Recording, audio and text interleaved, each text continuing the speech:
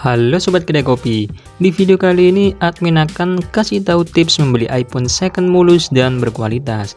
Sebelum lanjut silahkan ngopi dulu, kalau sudah silahkan subscribe channel ini agar bisa berkembang dan bermanfaat bagi semua orang. Sebelum Sobat membeli iPhone, alangkah baiknya simak dulu 9 tips membeli iPhone second yang bagus, mulus, dan berkualitas. Daripada berlama-lama lagi, mending langsung saja simak video ini. Pertama, pilih rekomendasi tipe iPhone.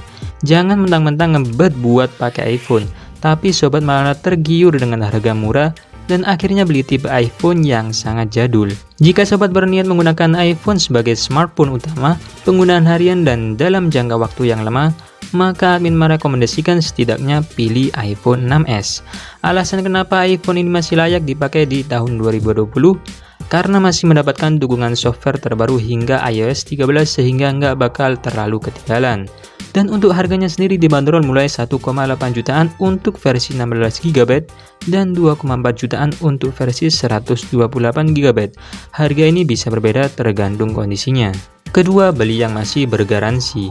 Jika sobat berniat membeli iPhone second lewat online seperti di OLX, carilah iPhone second yang masih bergaransi resmi. Memang harganya lebih mahal tapi kualitasnya tentu lebih terjamin.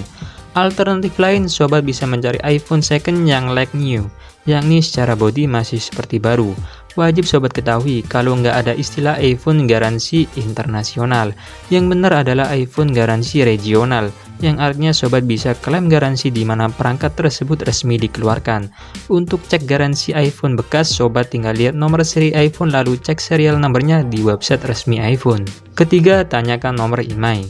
Sebelum deal dan melakukan transaksi, ada baiknya sobat cek nomor IMEI iPhone dengan cara pergi ke menu setting, general, lalu about. Dengan mengetahui IMEI iPhone, tentu sobat bisa mengecek apakah iPhone asli atau palsu dengan mencocokkannya dengan dus sehingga penjual nggak bisa bohong.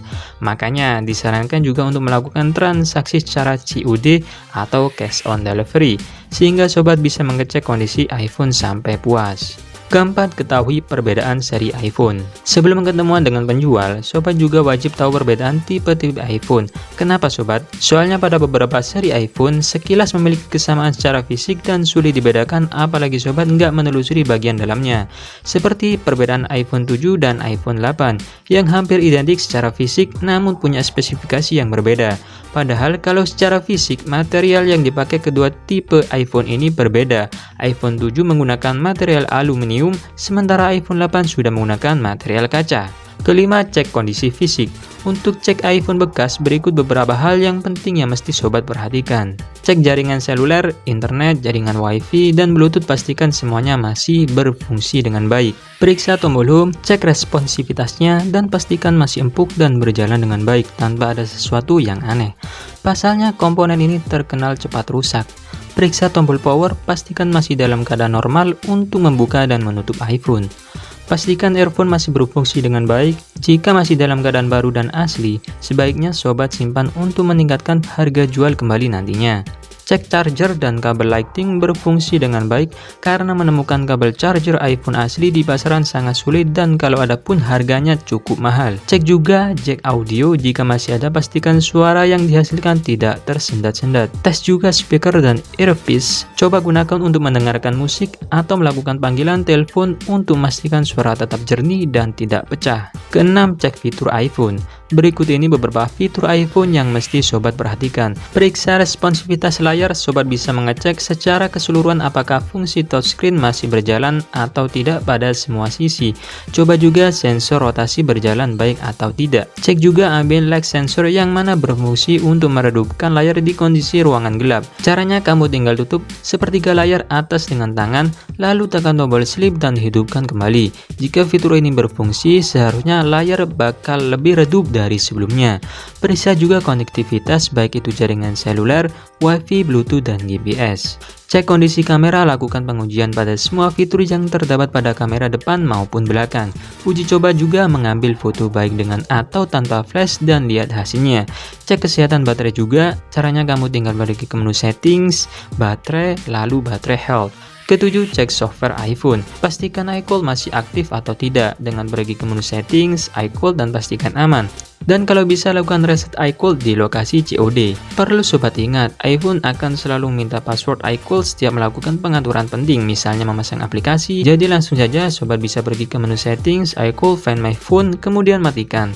Lakukan reset iPhone dengan pergi ke menu settings, general, reset, erase, all content and setting. Kedelapan, perhatikan iPhone SU atau FU. Sobat wajib mengetahui perbedaan dari istilah iPhone SU dan iPhone FU. iPhone SU atau software unlock merupakan jenis iPhone yang sudah di-unlock menggunakan software sebelumnya yang hanya bisa menggunakan satu kartu provider saja. Dengan proses unlock ini, akhirnya sobat bisa menggunakan kartu provider lain.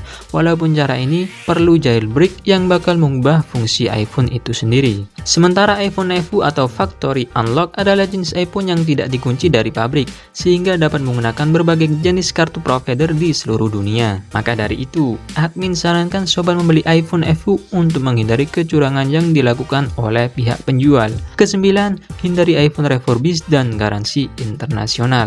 Perlu sobat ingat lagi, nggak ada yang namanya iPhone garansi internasional, melainkan iPhone garansi regional yang bisa diklaim di negara tempat iPhone tersebut dirilis. Sobat juga harus menghindari penjual yang ternyata menjual iPhone refurbished, di mana rata-rata ditawarkan dengan harga miring padahal banyak resikonya.